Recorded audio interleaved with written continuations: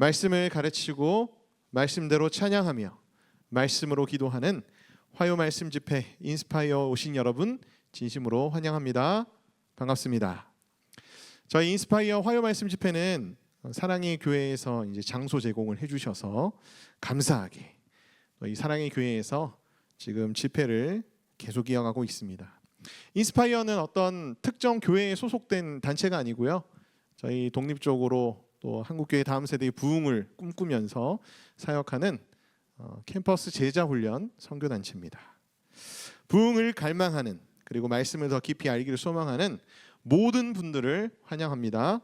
어느 교회를 다니시든 상관없이 저희 인스파이어 집회 오시면 또 함께 깊은 말씀 가운데로 나올 수 있으니까 여러분 주위에 또 부흥을 꿈꾸시는 고대하시는 그리고 말씀을 더 깊이 알기를 원하시는 분들이 있으면 여러분 초대하셔서 함께 또 이 자리에 나와서 예배하기를 소망합니다. 자, 우리 지난 시간 강론을 먼저 복습을 하고 오늘 이사야서 말씀 가운데 함께 나아가도록 하겠습니다. 자, 지난 시간은 이사야서 40장 말씀을 가지고 함께 저희가 좀 깊이 공부하는 시간을 가졌었습니다. 자, 고난 중에 믿음이 흔들리는 자들을 향한 아버지 하나님의 선포 말씀이 있으셨죠. 나는 피곤하지 않으며 곤비하지 않으며 명철이 한이 없으시기 때문에 피곤한 자에게는 능력을 주시며 무능한 자에게는 힘을 더하신다. 그래서 고난 중에 믿음이 흔들릴지라도 우리가 어떻게 해야 하는가? 바로 오직 여호와 하나님을 앙망해야 한다. 앙망해야 한다는 그 뜻의 의미는 참을성 있게 기다리며 소망하며 바라보라는 것입니다.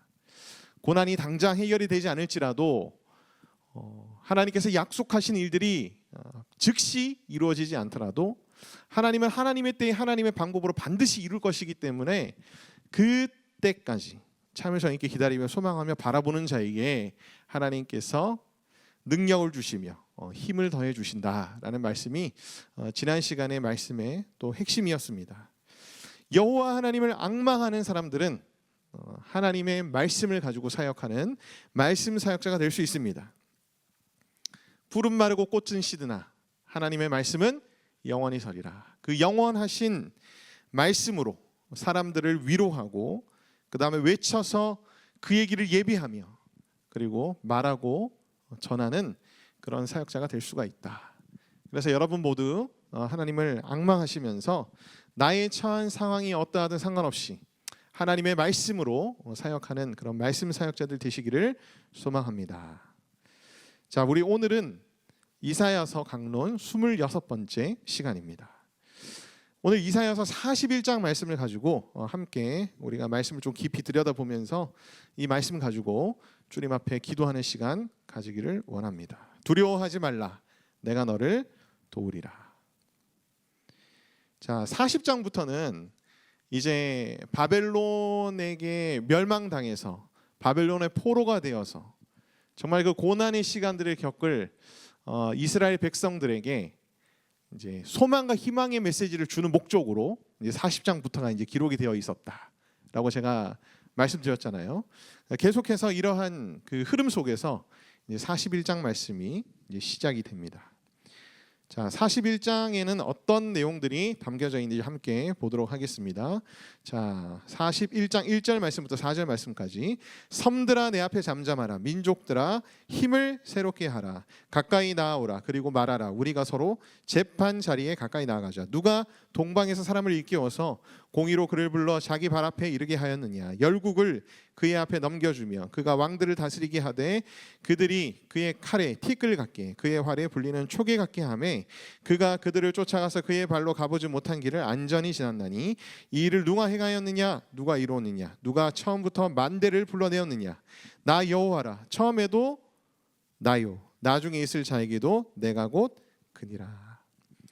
우리가 이제 혼자 이렇게 통독하고 성경을 보다 보면은 이제 이 말씀들이 무슨 의미인지 사실 알기가 조금 쉽진 않아요. 그래서 인스파이어 집회에 나오면 함께 쉽게 말씀의 의미들도 알게 되고 또 이 말씀이 우리의 삶에 구체적으로 어떻게 적용되는지도 함께 나눌 수 있습니다. 자, 섬들아. 섬들아는 이제 성경에서 종종 어떤 표현들로 이제 쓰여지는 그런 표현이냐 하면은 아주 먼 곳에 있는 나라들까지 다 잠잠하라. 이스라엘에서 봤을 때에는 땅 끝이 지금의 이제 스페인 지역이었는데, 그러니까 땅 끝까지 있는 모든 나라들을 얘기할 때에 이스라엘 쪽에서 보면은 지중해에 있는 그런 섬나라들도 많이 있고요. 그 다음에 바다에 붙어 있는 나라들도 많이 있잖아요. 그래서 이 섬드라라는 얘기는 아주 먼 곳에 있는 그런 나라들까지 모든 나라들을 의미하는 그런 표현이라고 여러분들이 생각하시면 되겠습니다. 자, 섬들아 내 앞에 잠잠하라라고 말합니다. 자, 지금 어떤 모티브로 이사야 선지자가 이 말씀을 하냐 하면은 모든 열방의 나라들이 다 재판 자리에 가까이 나아가죠. 1절 마지막 뒷부분에 보면은 재판 자리에 가까이 나아가자는 말이 있죠. 그러니까 누가 옳고 그른지를 가려보자. 하나님 앞에서 이제 그 얘기입니다. 그러니까 섬들아 내 앞에 잠잠하라라는 얘기는 재판 자리에 나와서 재판이 시작되기 전 너희가 너희의 항변을 시작하기 전에 정숙하고 이제 이 재판 시작할 거니까 주목해라라는 이제 그런 뜻으로 섬들아 내 앞에 잠잠하라라고 여러분들이 이해하시면 되겠습니다.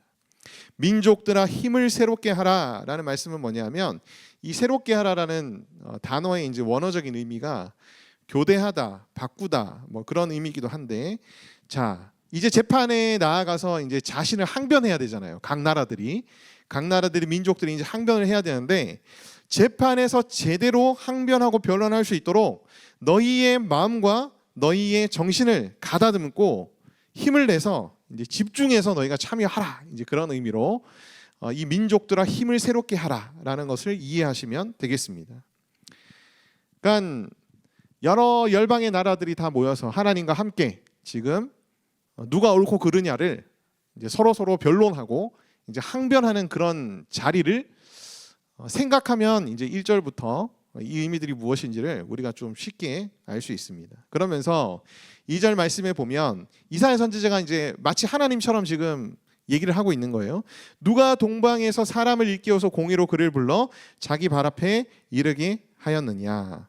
그러니까 누군가가 동방에서 사람을 일깨웠다는 얘기예요. 근데 이 동방에서 일깨워진 이 사람은 열국을 그의 앞에 넘겨주며 그가 왕들을 다스리게 하되, 이제 이런 표현도 있잖아요. 이 동방에서 일어난 이 사람, 일깨워진 이 사람은 열국을 어떻게 해요? 다 정복해서 자기의 발 앞에, 자기의 다스림 앞에 두는 그런 사람이라는 거예요. 그들이 그의 칼에 티끌 같게 그의 활에 불리는 촉에 같게 하매, 그러니까 다 정복하는 거죠. 그가 그들을 쫓아가서 3절 말씀 그의 발로 가보지 못한 길을 안전히 지나간다니. 자기 발로 가보지 않은 지역까지 정복하러 갔는데 그 정복하러 간 곳에서도 이 동방에서 일깨워진 자가 안전했다, 이제 그런 뜻입니다. 그러니까 아주 수월하게, 아주 쉽게, 아주 안전하게 열방을 지금 이제 정복해 나가고 있는 동방의 사람을 얘기하고 있는 것이다라고 이제 생각하시면 돼요. 근데 이 일들을 누가 일으켰느냐? 누가 그 사람을 일깨웠느냐? 누가 열국을 그에게 주어서 그가 다스리게 하였느냐? 바로 누구냐? 4절 말씀 뒷부분에 보면 나 여호와라 라고 얘기하고 있죠. 자, 그래서 일단 이제 이 2절부터 4절까지의 말씀을 우리가 어떤 말씀인지 이해를 하려면 이 동방에서 일깨워진 사람이 누구인지를 아는 것이 굉장히 중요합니다. 이제 우리가 아직 나가진 않았지만은 44장, 45장 뒤로 계속 가면은 이 동방에서 하나님께서 일깨운 그 사람은 고레스 왕입니다. 바사라는 나라의 고레스 왕. 이제 바사는 성경식의 이름이고요. 우리가 이제 학교에서 배우는 세계사에서는 이제 바사가 페르시아입니다. 발음도 좀 비슷하죠. 페르시아라는 제국의 고레스 왕이 바로 하나님께서 일깨운 그런 사람으로 이제 이사야서 41장부터 계속해서 이제 등장을 하거든요. 자, 그러니까 이 2절부터 4절까지 이 일들은 아직 일어나지 않은 일들이에요. 앞으로 일어날 일들입니다. 앞으로 향후 100년, 200년 후에 훨씬 더 그 후에 일어날 일들이 바로 이제 예언으로서 2절부터 4절까지 주어지고 있는데, 앞으로 이런 일들이 일어날 텐데 페르시아라는 나라가 생겨나서 바벨론을 멸망시키고 이제 온 세계를 다스리는 그런 나라가 될 텐데, 이 나라의 고레스 왕을 누가 세웠느냐? 하나님께서 세우셨다는 거예요. 그리고 대제국이 되게 하신 것도 바로 하나님께서 그렇게 하신 거라는 거예요. 그러니까 앞으로 일어날 일들을 가지고 예언하시면서 바로 나 여호와가 그렇게 할 것이다. 너희가 한번 나중에 확인해봐. 진짜 그 일이 일어날 거야. 이제 그렇게 말씀하시는 거예요. 자, 이 고레스 왕에 대해서 우리가 조금 알 필요가 있습니다. TMI일 수도 있지만 저희는 이제 말씀을 깊이 공부하고 또 알아가는 사람들이니까 이런 고레스 왕 이런 사람들이 나오면 좀 깊이 알게 되면은 여러분들이 나중에 성경 보실 때 좋아요. 자, 바벨론을 멸망시킨 페르시아 왕이 바로 고레스 왕입니다. 아까 제가 말씀드렸다시피 44장 45장에 이제 고레스라는 이름이 등장하는데 이 고레스는 이사야서 44장 45절에 또 어떤 명칭으로 표현이 되고 있냐면은 여호와의 목자, 여호와의 기름 부음 받은 왕으로 묘사가 되고 있습니다. 굉장히 신기하죠. 이방 나라의 왕이 여호와의 목자이자 여호와의 기름 부은 왕으로 묘사가 되고 있어요. 이 고레스 왕이 하나님께 이렇게 쓰임 받았다는 얘기인데 고레스 왕이 하나님께 쓰임을 어떻게 받았느냐? 바벨론을 멸망시킵니다. 그리고 바벨론이 이제 정복 전쟁을 통해서 모든 열방의 민족들을 다 바벨론으로 포로로 잡아왔잖아요. 그리고 바벨론에 살게 하고 바벨론의 문화에 이렇게 젖어들게 해가지고 자신의 어떤 민족적인 정체성들을 다 없애버리는 그런 말살 정책을 썼거든요. 근데 이 페르시아 고레스 왕은요, 바벨론에 의해서 끌려왔던 모든 민족들을 다 자기 나라로 돌려보내는 정책을 씁니다. 그리고 하나님께서 그 고레스 왕을 감동시켜가지고 특별히 유대 사람들에게는요, 예루살렘으로 돌아가서 성전을 건축하라고 명령합니다. 이방 왕이 그런 명령을 해요. 그리고 약탈한 모든 성전 기물들을 다 그 왕궁의 보물창고에서 꺼내가지고 다 다시 돌려줍니다. 그리고 갈 때에 또 많은 재물들이 필요하잖아요. 성전이 만들어지고 하면은 뭐 많은 돈들이 필요한데 그런 재물들도 다 가져갈 수 있도록 고레스가 배려를 해줘요. 그래서 하나님의 성전을 다시 회복하고 그 다음에 착공하는 그 일에 이 고레스 왕이 쓰임 받게 됩니다. 자, 우리가 이제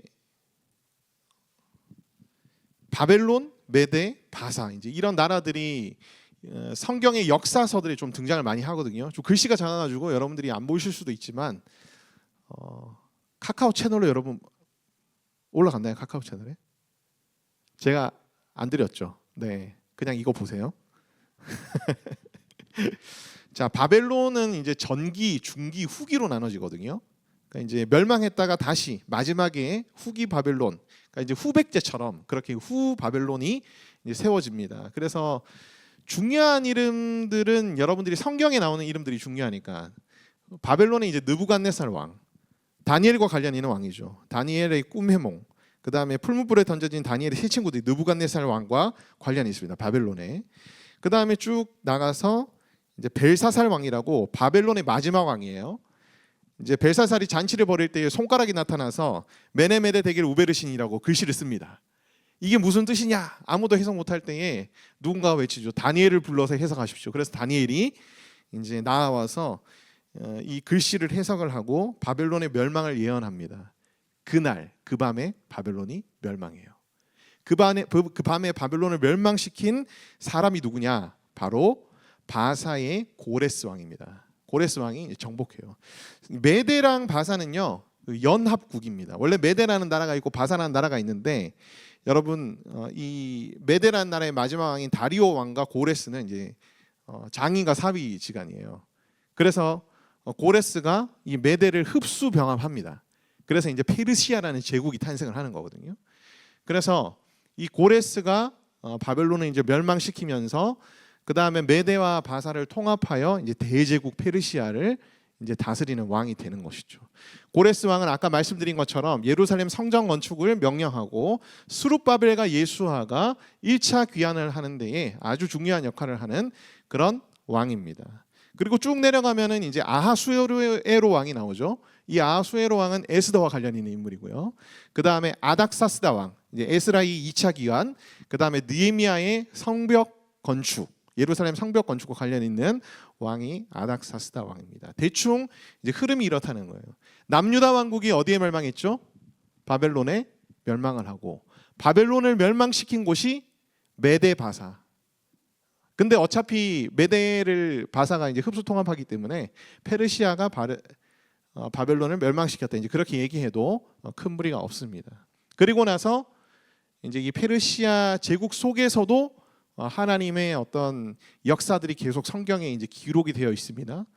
뭐 에스더, 그다음에 에스라, 느헤미야 이런 성경들이 이런 어떤 역사적인 배경을 가지고 진행되고 있다고 여러분들이 생각하시면 될 것 같아요. 자,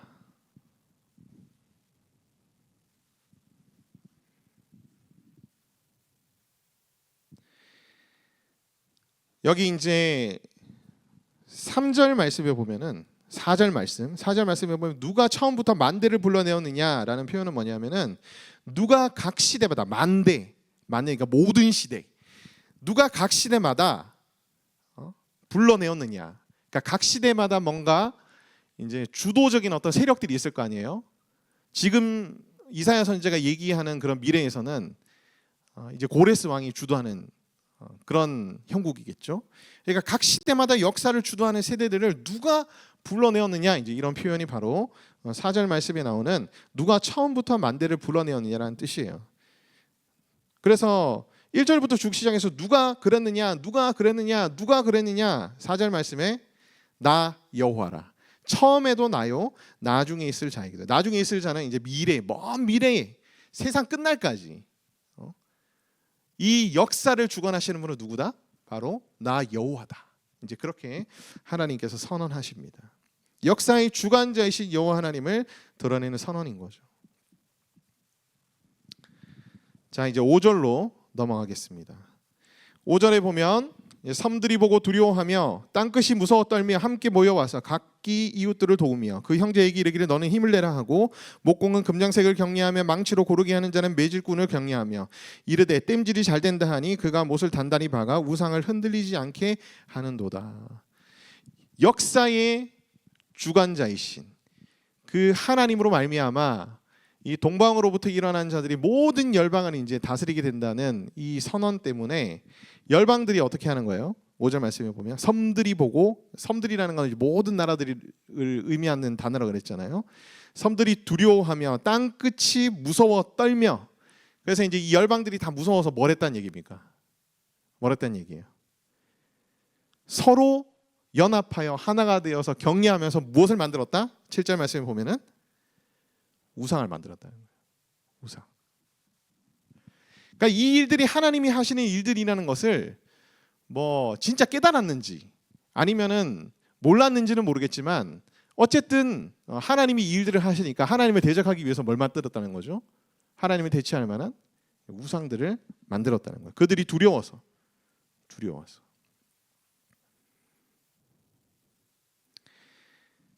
우상이 흔들리지 않게 단단히 못을 박았다라는 표현이 7절에 있습니다. 단단히 못을 박지 않으면 제대로 서 있지도 못하는 우상을 믿는 것이 얼마나 어리석은가. 하나님께서 그거는 이제 꼬집는 그런 표현들을 이제 7절에서 하시는 거거든요. 이 열방들이 우상들을 만드는 이유가 뭐죠? 바로 여호와 하나님이 두렵기 때문이에요. 여호와 하나님이 무서워서.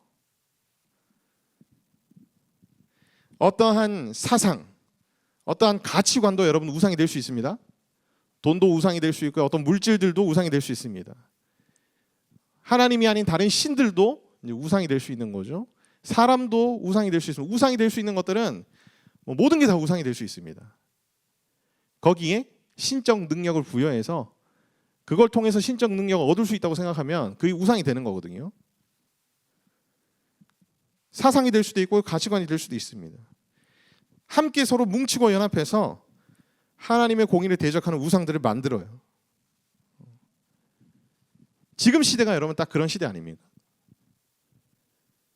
각기 다른 신들을 믿기도 하지만, 그죠? 다른 종교를 믿는 사람이 다 하나같이 뭐라고 얘기합니까?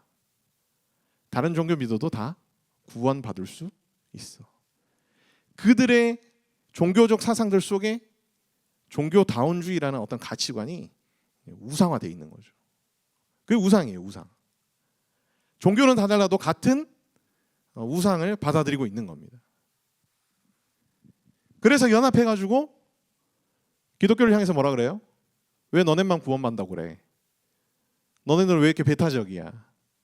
너네들은 틀렸어. 그러면서 기독교의 가치들을 공격하고 그리스도인들을 핍박하는 그런 형국들이 이제 계속해서 벌어지고 있고요. 실제로 물리적인 핍박과 박해를 가하는 곳들도 있습니다. 북한 같은 곳, 그다음에 중동 지역 같은 곳, 그런 곳은 다 그런 데가 있죠.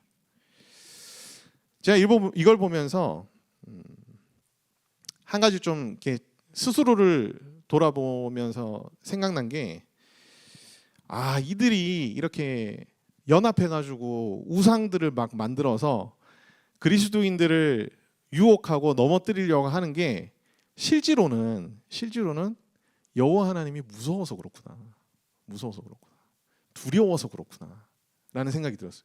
그러니까 무의식적으로든 뭐 의식적으로든 무서워서 그렇구나.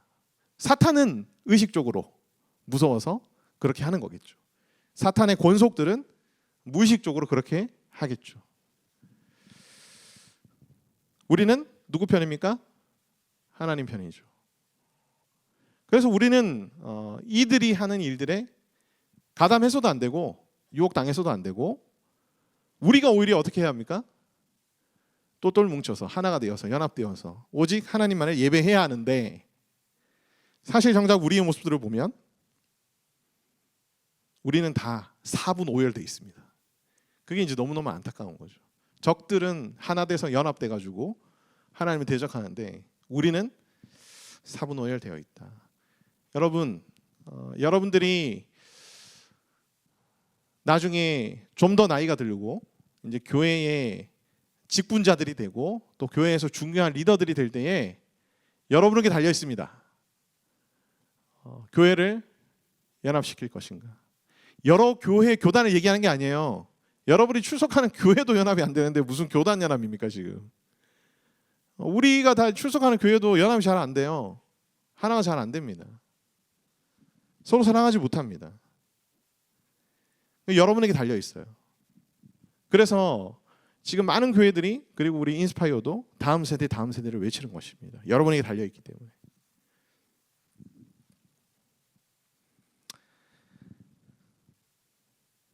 갑자기 나중에 고레스 왕을 하나님께서 불러일으키셔서 너희를 구원하고 너희를 다시 예루살렘으로 돌아가게 할 것이다 얘기를 하다가 갑자기 이제 5절에 우상숭배 얘기가 나왔죠. 근데 우상숭배 얘기가 뒤에서 또 나와요. 근데 뭔가 흐름과는 안 맞는 우상숭배 얘기가 나오는 걸로 여러분들이 생각할 수 있지만, 사실 이 우상숭배 얘기가 나오는 것은 굉장히 중요한 메시지가 있습니다. 그건 뒷부분에서 제가 이제 다시 여러분과 나누도록 하겠습니다. 자, 이제 8절부터 한번 보죠. 8절부터.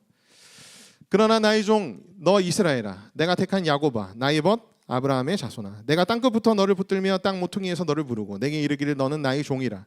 내가 너를 택하였고 싫어하여 버리지 아니하였노라 하였도다. 두려워하지 말라, 내가 너와 함께함이라. 놀라지 말라, 나는 내 하나님이 됨이라. 내가 너를 굳세게 하리라. 참으로 너를 도와주리라. 참으로 나의 의로운 오른손으로 너를 붙들리라. 이 이사야서의 예언의 말씀들이 적혀질 때는요, 아직 남유다 왕국이 멸망하기 전이었습니다. 거의 뭐 남유다 왕국이 후기의 최고의 황금기였던 히스기야가 죽고 난 후에 그 다음 왕 시대에 이제 적혀져 있는 그런 책이 이제 이사야서거든요. 그러니까 아직 일어나지 않은 일이에요. 남유다 왕국의 멸망, 바벨론 포로, 그리고 바벨론 포로에서 귀환하는 이 이야기들, 아직 일어나지 않은 먼 미래의 그런 일들인데요. 이사야 선지자가 이 말씀을, 예언의 말씀을 전하면서 앞으로 일어날 일들에 대해서 얘기하면서 이스라엘 백성들에게 얘기해요. 두려워하지 말라. 이제 곧 어떻게 될 겁니까? 점점 나락의 길로, 쇠퇴의 길로 걸어가다가 바벨론에게 멸망당하겠죠. 그리고 바벨론의 포로로 끌려가 온갖 어려움들을 당하게 됩니다. 다시 귀환하긴 했으나 귀환하는 과정 속에서 또 귀환을 했을 때에 이미 그곳에 터를 잡고 있는 그런 사람들과의 어떤 갈등과 마찰들, 우리가 이제 성경을 읽어보면 뒤에 이제 다 나오거든요. 그런 앞으로 일어날 모든 일들을 너희가 소망하고 그 다음에 기대하되 어떻게 하지 말라는 거예요? 두려워하지 말라는 겁니다. 그러니까 너희가 앞으로 큰 고난들을 많이 겪을 거고 꽤 오랜 시간 동안 이 고난의 터널을 지나가야 할 텐데 너희 이스라엘은 그럼에도 불구하고 두려워하지 말아라. 두려워해서는 안 된다라고 하나님께서 말씀하고 계십니다. 자, 이스라엘을 향해서 이런 표현들을 쓰죠. 나의 종, 그 다음에 8절 말씀에 택한 야곱, 그 다음에 나의 벗. 자, 나의 종이라는 것은 믿고 맡길 만한 어떤 대상을 이제 종이라고 얘기하잖아요. 택한 야곱은 내 것이며 나의 소유인 백성이다. 그 다음에 나의 벗은 내가 깊이 사랑하는 자이다 라는 그런 의미가 담겨져 있습니다. 이런 호칭들 속에는. 그러면서 하나님께서 이렇게 이스라엘 백성들에게 말씀하세요. 땅 끝에서부터 너를 붙들며 라고 말씀합니다. 그러니까 징계 가운데에서 혹은 고난 중에 있을지라도 그 터널을 꽤 오랜 시간 거친다 할지라도 나는 여전히 너희를 어떻게 하고 계시다? 붙들고 계시다는 거예요. 붙들고 계시다. 버틸 수 있게, 감당할 수 있게, 나아가서 결국은 이루고 강해지고 이길 수 있게 내가 너를 붙들어 주고 있다. 그것을 절대로 너희가 잊어서는 안 돼. 그래서 너희에게 고난이 닥쳐와도 너희에게 어려움이 닥쳐와도 나라가 망할지라도 포로로 잡혀갈지라도 내가 항상 너를 붙들고 있으니 두려워하지 말아라 라는 표현입니다.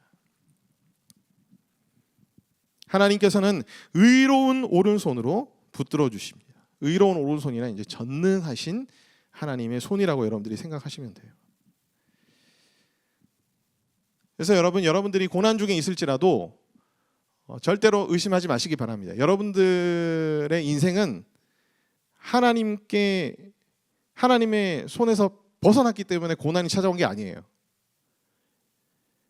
고난이 있든 없든 하나님은 여전히 여러분들을 처음부터 끝까지 붙들고 계신다는 겁니다. 그리고 여러분들이 하나님의 뜻하신 바를 다 이룰 때까지 하나님은 그 붙든 손을 절대로 놓지 않으신다. 제가 이제 건강 때문에 그 PT를 시작했습니다. 지금 이제 다리가 후달후달 거리거든요. 알이 베겨가지고 할 때 트레이너가 붙들고 있습니다. 끝까지 그 횟수를 다 할 때까지 붙들고 있어요. 마치 그것처럼 하나님께서 저한테는 엄청난 고난, 근육이 찢어진 것 같은 고난이지만 붙들고 있어요. 끝까지 그걸 해낼 때까지 붙들어 줍니다. 해보신 분은 알겠지만 마치 하나님께서 그렇게 하신다는 거예요. 모퉁이에서 너를 부르고 저 끝에 모퉁이에 있는 우리를 하나님께서 어떻게 하신다고요? 부르신다는 얘기니까 저 끝에 안 보이는 저 구석진 모서리에 있어도 하나님은 그를 어떻게 하신다는 거예요? 주목하시고 보시고 관심을 기울이시고 눈을 떼지 않으신 그런 분이시라는 거예요. 하나님은 우리를 싫어한 적이 없으시며 그래서 버린 적이 없으시다고 이사야 선지자는 말씀합니다. 그렇기 때문에 두려워하지 말라. 너희가 혹여나 하나님께 버림받았을까 봐, 하나님이 너희를 싫어할까 봐 두려워하지 말라는 거예요. 우리는 죄를 지었을 때에 그리고 고난을 받을 때에 하나님 혹시 나 싫어하는 거 아닌가? 하나님 날 버린 거 아닌가? 그래서 내가 죄짓게 된 것이고 내가 죄지어서 하나님이 날 버리고 하나님 날 버렸기 때문에 내가 고난받은 게 아닌가? 그런 생각들을 합니다. 그렇지 않다는 거예요.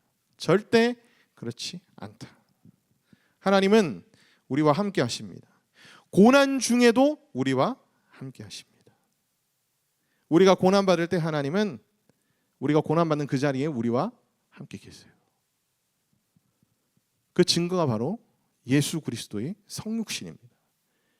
우리가 이 땅에서 고난받을 때에 예수 그리스도께서 이 땅에 오셔서 사람의 몸을 입고 우리와 함께 거하시며 우리와 함께 모든 고난을 받으셨다. 고난을 하나님은 비껴가기도 하시지만은 비껴가게만 하시는 분은 아니세요. 우리가 다 이해할 수는 없지만 하나님의 뜻하신 바가 있다면 우리가 고난받을 때에 하나님은 고난 중에 우리와 함께 참여하셔서 우리가 함께 그 고난의 길을 통과하시는 분이시다. 하나님은 우리를 굳세게 하십니다. 우리를 더욱 강하게 만들어 주신다는 뜻이에요. 아까 제가 헬스 얘기했잖아요. 붙드셔서 굳세게 하시는 거예요. 도와주십니다. 위험으로부터 보호하기 위해서 에워싼다는 그런 의미이기도 하고 궁핍함을 해결해 주시고 필요를 채워주신다는 그런 의미이기도 합니다. 풍요롭게 해주신다는 의미 아니에요, 여러분. 필요를 채우신다는 겁니다. 이거 여러분 두 개 잘 구분하셔야 돼요. 하나님은 때로는 풍요로움을 축복으로 허락하시는 자들도 있는데요. 근데 모든 사람에게 있어서 하나님이 약속하신 거 한 가지. 그건 뭐냐면 필요를 하나님께서 채우신다는 거예요. 필요. 정말 필요한 것들은 하나님께서 채워주신다는 거예요. 그냥 걱정하지 마시고 두려워하지 마시라는 거예요. 제가 청년사역을 굉장히 오래 했는데요. 목사님 저 스펙 이래가지고 취업 못하는 거 아니에요? 목사님 어떡하죠? 취업 못하는 사람 없습니다. 어디든지 취업해서 자기 인생 책임지면서 잘 지내고 있어요. 결혼은 안 한 친구도 많아가지고 잘 모르겠습니다. 결혼은 뭐 우리의 욕망과 죄악 때문에 우리가 스스로 늦추고 있는 걸 수도 있는 거잖아요. 그렇죠? 고난 중에 있는 자녀들을 향해서 하나님께서 하시는 말씀입니다. 나의 의로운 오른손으로 너를 붙들게. 뒤에 가면 또 한 번 더 나오거든요. 13절 말씀에 보면 나 여호와가 너의 하나님이 내 오른손을 붙들고 내게 이르기를 두려워하지 말라. 내가 너를 도우리라. 이 말씀이 마치 이제 어떤 그림으로 저는 다가오냐면은 저 이제 둘째 아이가 이제 남자인데 이제 초등학교 5학년이에요. 근데 이 아이는 좀 약함이 있습니다. 어려움이 있는 친구인데 이제 무서워하는 것들이 굉장히 많은데 그 중에 하나가 뭐냐면은 조류, 비둘기, 새들을 굉장히 두려워합니다. 그러니까 어딜 뭐 공원 같은 데 가도 얘가 막 멈칫멈칫하면서 이렇게 뭔가 움츠러드는 걸 본 순간 근처에 새가 있구나라는 걸 알 수가 있어요. 근데 이제 이 아이를 어쨌든 데리고 이제 지나가야 되죠. 길을 지나가야 될 때 제가 이제 잡고 오른손으로 잡고 그죠? 내가 아빠가 도와줄게. 아빠가 저 새 안 오게 나의 이 의로운 오른손으로 새를 날려버리면서 내가 너를 데리고 가줄게. 마치 이제 그런 이미지라고 여러분들이 생각하시면 됩니다. 하나님의 의로운 오른손으로 너를 붙들고 내게 이르기를 두려워하지 말라. 내가 너를 도우리라. 라는 그런 말씀이에요.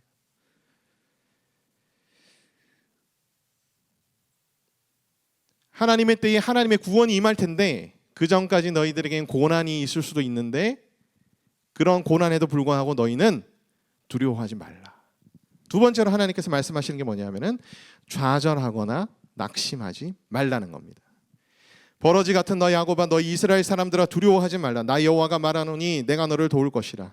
내 구속자는 이스라엘의 거룩한 이인이라. 보라 내가 너를 이가 날카로운 새 타작기로 삼으리니 내가 산들을 쳐서 부스러기를 만들 것이며 작은 산들을 겨같이 만들 것이라. 내가 그들을 까부른즉 바람이 그들을 날리겠고 회오리 바람이 그들을 흩어버릴 것이로되 너는 여호와로 말미암아 즐거워하겠고 이스라엘의 거룩한 이로 말미암아 자랑하리라. 이러한 예언들이 주어졌음에도 불구하고 이스라엘 백성들이 스스로 어떻게 생각할까요?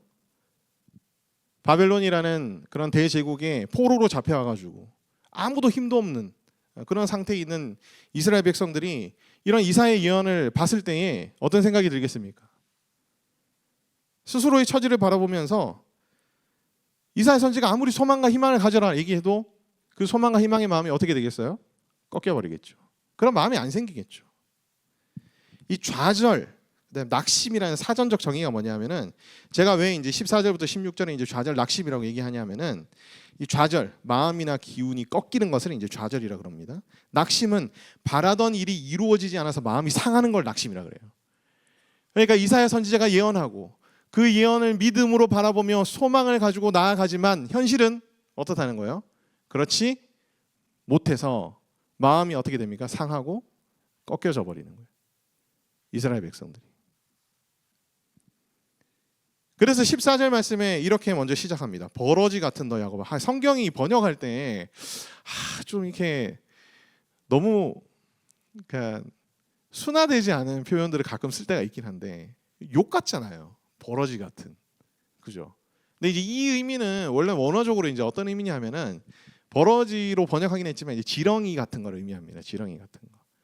아무 힘도 없어요. 밟으면 그냥 밟혀서 터져야 되는 존재들입니다. 너무나 나약하고 미약한 존재들이죠. 그러니까 버러지 같은 너 야곱아라는 뜻은 뭐냐면은 지렁이처럼 너희가 매우 약할지라도 너희 이스라엘 사람들아 두려워하지 말라라는 뜻이에요. 그러니까 나는 아무런 힘도 없고 너무나 미약하고 나약하기 때문에 이사야 선지자가 아무리 예언을 해도 하나님이 아무리 그렇게 말씀하셔도 도저히 소망의 마음이 안 생깁니다. 마음이 꺾여버립니다. 두려워하지 말라. 즉 좌절하고 낙심하지 말라. 내 구속자는 이스라엘의 거룩한 이인이라. 이 구속자라는 단어의 뜻이 뭐냐면은 1차적으로 이제 친족을 의미하면 단지 친족이 아니라 위기에 처했을 때의 희생을 무릅쓰고 자신의 친족 혈족을 건져내고 구원하는 자들을 지칭하는 표현이 바로 이제 구속자라는 표현입니다. 그러니까 같은 친족 가족이라도 구속자라는 표현은 특정한 자에게만 이제 쓰여지는 표현이에요. 어떻게든지 자신의 것을 희생하고서라도 자신의 가족들을 건져내고 구원하는 자를 이제 구속자라고 부릅니다.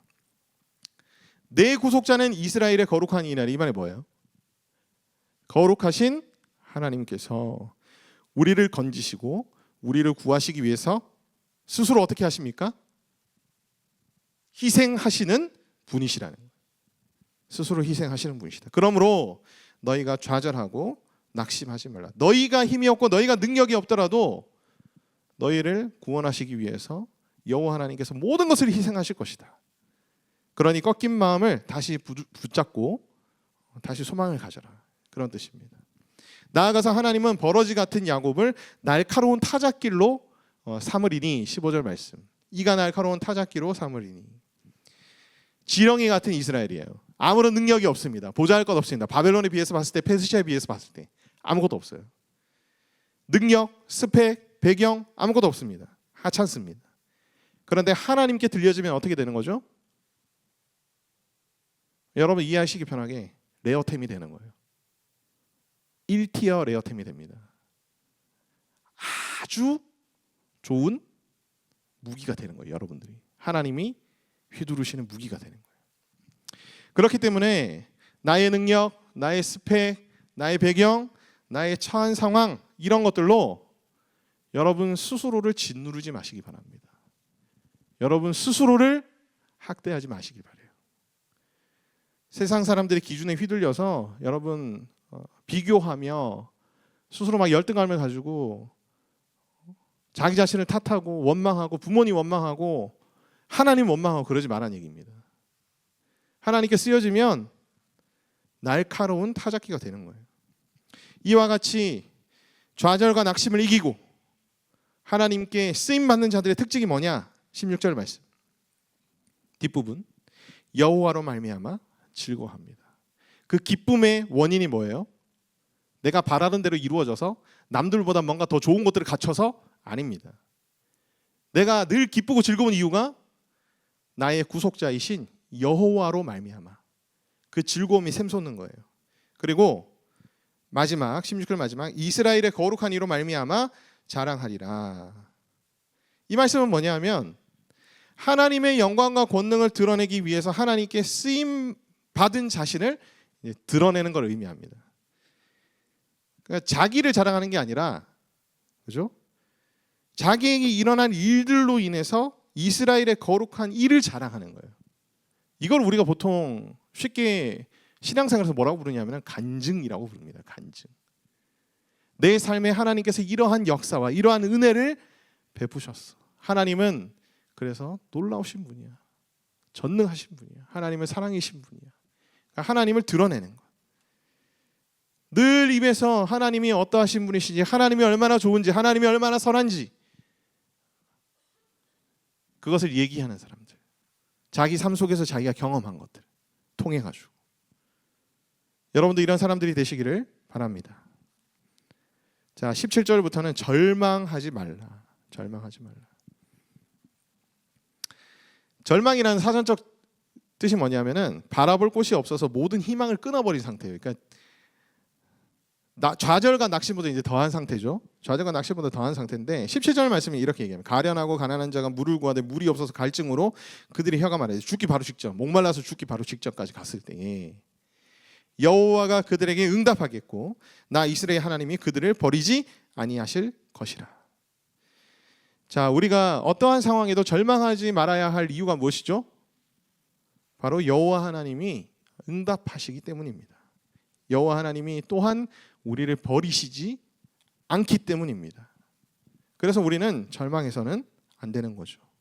나아가서 하나님은 18절 19절 말씀, 헐벗은 산에 강을 내고 골짜기 가운데 샘이 나게 하며 광야가 못이 되게 하며 마른 땅이 샘근원이 되게 하며 광야에는 5만 가지 나무들이 다 세워질 것이다. 기적과 은혜를 베푸시는 하나님의 그런 능력이 등장합니다. 온 무리가 보고 여호와의 손이 지으신 바요 이스라엘의 거룩한 이가 이것을 창조하신 바인 줄 알며 함께 헤아리며 깨달으리라. 절망하지 않는 자에게 어떠한 일들이 일어나느냐? 모든 이들이 하나님의 권능과 하나님의 능력을, 영광을 깨닫게 되며 인정하게 된다는 겁니다. 절망적인 상황에서 절망하지 않고 주께 부르짖으며 주님의 역사 도우심을 믿고 나갈 때에 안 믿는 사람들까지도 모든 사람들이 여호와 하나님이 하나님 되심을 알며 인정하고 깨닫는다는 말이에요. 그래서 절망할 만한 상황 중에서 절망하지 않는 것 자체가 여러분 전도입니다. 그것이 말씀 선포예요. 내 삶으로 선포하는 겁니다. 절망 중에서 절망하지 않는 믿음이야말로 하나님 나라를 확장하는 하나님의 강력한 도구라는 것입니다. 여러분들이 혹시나 절망 가운데 있다면 절대로 절망하지 마시고, 사탄은 여러분들이 절망하길 바랍니다. 사탄은 여러분들이 좌절하길 바라고요. 사탄은 여러분들이 낙심하기를 바랍니다. 사탄은 여러분들이 두려워하기를 바라요. 사탄의 공격 속에서, 유혹 속에서 여러분들이 승리하시기를 바랍니다. 자, 아까 이제 우상에 대해서 갑자기 이 우상 얘기가 나와가지고 이게 왜 우상 얘기가 나왔을까 이제 얘기했었는데 21절부터 우상 얘기가 끝절까지 나옵니다. 나 여호와가 말하노니 너희 우상들은 소송하라. 야곱의 왕이 말하노니 너희는 확실한 증거를 보이라. 장차 당할 일을 우리에게 진술하라. 또 이전 일이 어떠한 것인지도 알게 하라. 우리가 마음에 두고 그 결말을 알아보리라. 혹 앞으로 올 일을 듣게 하며 뒤에 올 일을 알게 하라. 그리하면 너희가 신들인 줄 우리가 알리라. 또 복을 내리든지 재난을 내리든지 하라. 우리가 함께 보며 놀라리라. 보라, 너희는 아무것도 아니며 너희 일은 허망하며 너희를 택한 자는 가증하니라. 내가 한 사람을 일으켜 북방에서 오게 하며 내 이름을 부르는 자를 해돋는 곳에서 오게 하였나니 그가 이르러 고관들을 석회같이 토기장이가 진흙을 밟은 같이 하리니 누가 처음부터 이 일을 알게 하여 우리가 알았느냐? 누가 이전부터 알게 하여 우리가 옳다고 말하게 하였느냐? 알게 하는 자도 없고 들려주는 자도 없고 너희 말을 듣는 자도 없도다. 내가 비로소 시온에게 너희는 이제 그들을 보라 하였노니 내가 기쁜 소식을 전할 자들을 예루살렘에 주리라. 내가 본즉 한 사람도 없으며 내가 물어도 그들 가운데 한 말 또 대답할 좋은 자가 없도다. 보라, 그들은 다 헛되며 그들의 행사는 허무하며 그들이 부어 만든 우상들은 바람이요 공허한 것뿐이니라. 자, 이제 21절부터 제가 쭉 29절까지 한 번에 어떤 맥락의 말씀인지 설명드리겠습니다. 하나님께서 말씀하세요. 너희는 확실한 증거를 보여라는, 우상들이 진짜 진정한 신인 증거를 너희가 보여봐라 라고 하나님께서 말씀합니다. 장차 당할 일을 얘기하든지 이전 일이 어떠한지를 알게 하든지 앞으로 올 일을 듣게 하든지 뒤에 올 일을 알게 하니까 과거와 미래의 일들을 정확하게 너희 우상들이 얘기해주면 그게 증거가 될 텐데 그 증거들은 너가 보여봐라라는 거예요. 또는 복을 내리든지 재난을 내리든지 하라. 그러면서 25절 말씀은 여호와 하나님께서 예언하신 겁니다. 그러니까 내가 한 사람을 일으켜서 이제 고레스 왕을 일으켜가지고 이러한 일들을 할 것이다 예언했는데 26절 말씀, 누가 처음부터 이 일을 알게 했느냐? 너네들 중에 이 일을 예언한 존재들이 있느냐? 너네들 중에 고레스 왕에 대해서 뭔가 예언한 자들이 있느냐 말이다. 그러면서 26절 마지막에 알게 하는 자도 없었고 들려주는 자도 없었고 너희 말을 듣는 자도 없었다. 28절 내가 본즉 한 사람도 없었고 내가 물어도 그들 가운데 한 말도 대답할 좋은 자도 없었다. 고레스 왕에 대해서는 여호와 하나님 외에는 아무도 예언하지 않았다 라는 것을 말씀하시면서 우상의 허무함, 우상의 무능함에 대해서 하나님께서 21절부터 29절까지 말씀하고 계시는 거예요. 바벨론으로 끌려간 하나님의 백성들이 페르시아 왕 고레스로 인해서 귀환하게 될 것이라는 소망과 희망의 예언을 말씀하시면서 하나님이 갑자기 왜 우상을 얘기를 하시는 걸까? 왜 우상에 대해서 계속 언급하시는 걸까? 여러분, 바벨론은 어떤 곳인지 아세요? 모든 민족들이 다 끌려와 있으니까 여기에 온갖 우상들이 다 모여 있는 곳입니다.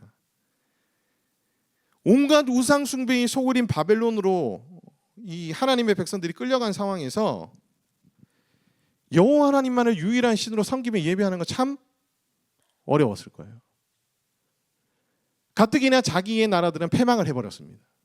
자기의 나라들이 승승장구하고 대제국의 군대들을 한 방에 쓸어버리고 할 때는 하나님을 믿기가 쉽지만 자기의 나라들이 멸망을 해버렸어요. 완전히 유린당해버렸습니다. 하나님을 믿기가 힘들고 하나님에 대한 의심들이 생기는 상황에서 다른 우상신들을 보다 보면은 유혹이 될까요? 안 될까요? 당연히 되겠죠. 근데 하나님은 이들이 그 고난의 상황 가운데 있을지라도 그들이 어떻게 되기를 원하셨어요? 거룩하고 순결한 하나님의 백성들이 되기를 원하셨어요. 그래서 예언의 말씀들을 주시고 앞으로 일어날 일들에 대한 말씀들을 주시고 그것이 성취되는 것을 보면 이스라엘 백성들이 어떻게 되겠습니까? 여호와 하나님에 대한 확신을 가지겠죠. 다른 우상 숭배들을 거부하겠죠. 그 나라에서 비록 핍박받더라도 심지어 자기 목숨이 경각에 달릴지라도 하나님을 배신하지 않겠죠. 이 예언의 말씀들이 점점점 성취될 때마다 앞으로 일어날 일들에 대한 예언들을 지금 이사야 선지자가 계속하고 있잖아요.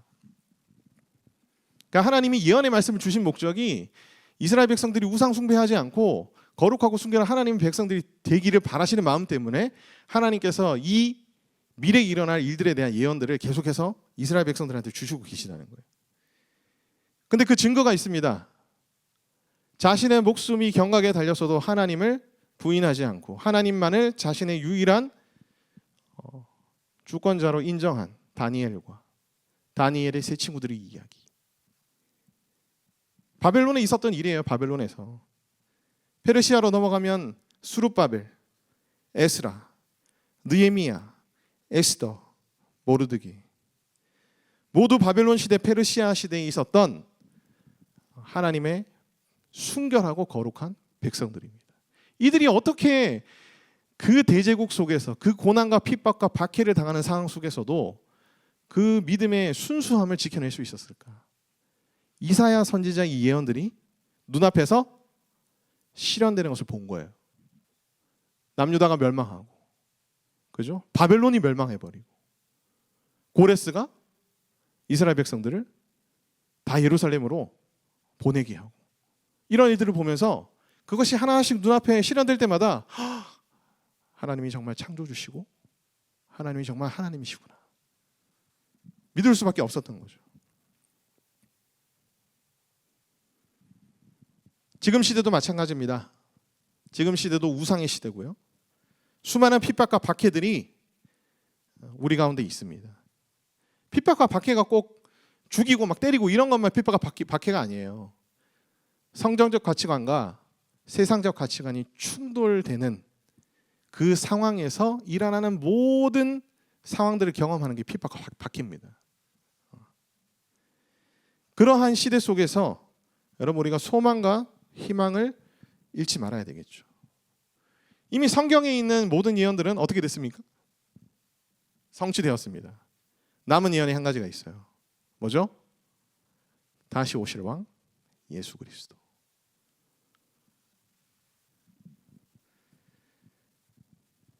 성경에 예언되었던 모든 일들이 성취되었다는 것을 우리는 역사를 통해서 알고 있습니다. 아직 예수님이 이 땅에 다시 재림하시진 않으셨지만 다시 오실 예수님에 대한 예언들을 우리가 바라보며 소망하고 희망하며, 비록 우상의 시대고 핍박과 박해가 존재하는 시대지만 그럼에도 불구하고 우리가 거룩하고 순결한 하나님의 백성으로 계속해서 굳건히 살아가는 것이 우리를 향하신 하나님의 뜻이고 우리에게 이 이사야서를 전해주신 하나님의 목적이라는 거예요.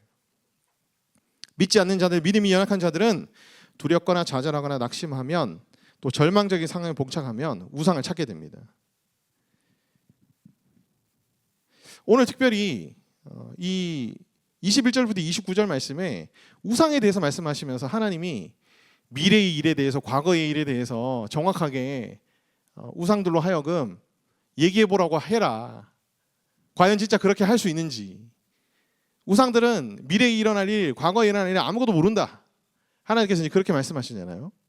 그래서 오늘 특별히 우상 중에서도 제가 이제 이 말씀의 어떤 맥락 속에서 여러분께 우리가 정말 하지 말아야 할 우상 숭배 중에 하나를 말씀드리겠습니다. 점치는 거예요. 점치는 거 여러분 절대 하시면 안 됩니다. 점치는 것 자체가 뭐예요? 과거의 일들을 맞추는 사람의 얘기를 들으면서 그 사람이 얘기하는 나의 미래의 일들을 그냥 무비판적으로 수용해 버리는 거예요. 그게 우리가 점치면서 하는 일이잖아요. 거기에 대해서 24절 말씀에 이런 말씀이 있습니다. 너희를 택한 자는 가증하니라.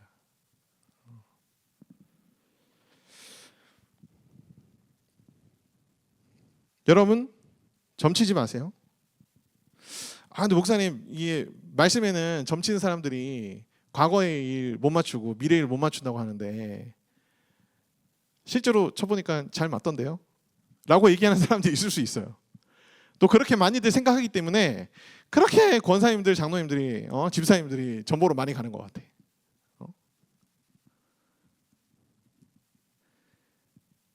점치는 것과 관련된 심리학적인 용어가 있습니다. 그게 두 가지가 있는데요. 반음 효과라고, 일반적인 얘기를 자기 얘기하고 받아들이고 정확하다고 착각하는 현상을 반음 효과라 그래요. 심리학적인 용어입니다. 그리고 자기 충족적 예언이라 그래서 내 미래에 대해서 들은 대로 상황을 만들며 실현시켜 가려는 그런 현상을 자기 충족적 예언이라고 그렇게 얘기를 해요. 이러한 어떤 인간의 심리적인 연약함 때문에 마치 그 사람이 하는 나에 대한 과거의 얘기가 정말 딱 들어맞는 것처럼 우리가 생각하고, 그 다음에 그 사람이 나의 미래에 대해서 얘기한 대로 내가 그 일을 일으키게 된다는 거예요. 실제로 점쟁이들이 미래를 정확하게 맞추지 못합니다. 과거를 정확하게 알게 하지도 못해요. 그냥 은근슬쩍 던져보니까 반응이 오고 그러니까 그런가 보다 하면서 이제 막 맞춰가는 거지. 사람을 많이 만나다 보면요, 그런 스킬들이 생깁니다. 저도 학생들 원투원 많이 하다 보면은 그런 스킬들이 생겨요. 그냥 딱 보면은 너 남자친구 생겼지? 오, 목사님 어떻게 하셨어요? 많이 이렇게 대하고 하다 보면은 그게 있어요. 그게 보이고. 그게 이제 제가 무슨 점치는 사람이라서 그런 게 아니라, 그죠? 사람을 많이 상대하다 보면 생기는 그런 스킬들이 있는 거예요. 그런 것들 가지고 점치는 사람들이 하는 것 같아요. 진짜 신들린, 귀신 들린 무당들이 있습니다. 그들조차도 정확하게 맞추지 못합니다. 귀신이 가르쳐 주는데도, 사탄이 가르쳐 주는데도 정확하게 맞추지 못해요. 기독교 안에도 점쟁이들이 많습니다. 우리 미래에 일어날 일들에 대해서 점집에 가서 물어보긴 뭐하니까 뭔가 용하다는 기도 많이 하시는 분 찾아가가지고 제가 어느 직장에 써야 되겠습니까? 제가 무슨 시험을 쳐야 되겠습니까? 그거랑 점집에 가서 점치는 거랑 차이가 뭐냐는 거예요. 똑같죠. 말씀과 기도 가운데서 하나님의 응답을 받고 하나님의 뜻을 깨닫는 것은 점쟁이의 말에 심리적으로 반응하는 것과는 차원이 다릅니다.